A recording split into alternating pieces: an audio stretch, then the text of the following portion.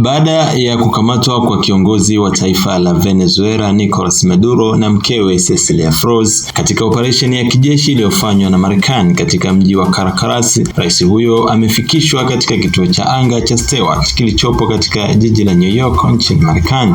Rais wa Marekani Donald Trump amesema operesheni hiyo imefanywa kwa ushirikiano na vyombo vya sheria vya Marekani na kuthibitisha kukamatwa pamoja na kuhamishwa kwa kiongozi huyo na mkewe.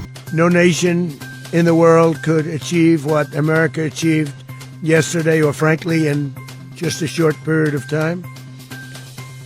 All Venezuelan military capacities were rendered powerless as the men and women of our military, working with U.S. law enforcement, successfully captured Maduro in the dead of night. It was dark.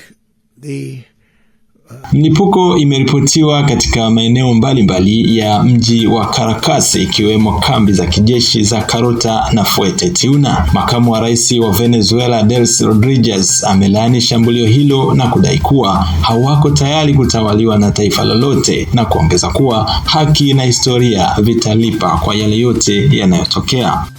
Exigimos la inmediata liberación del presidente Nicolás Maduro y de su esposa Cecilia Flores. Por herencia, tenemos el deber sagrado de resguardar como es nuestra independencia nacional, como es nuestra soberanía, nuestra integridad territorial, que ha sido salvajemente atacado en la madrugada del día de hoy. Los extremistas que han promovido esta agresión armada contra nuestro país, la historia y la justicia.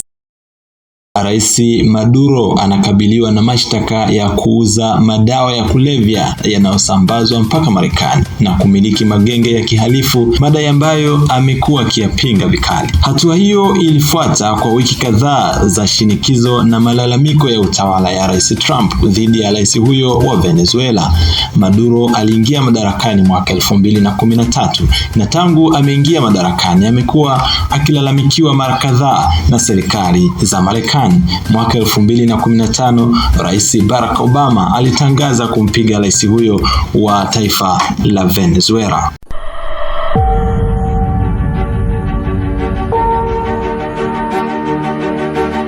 B-Shine TV.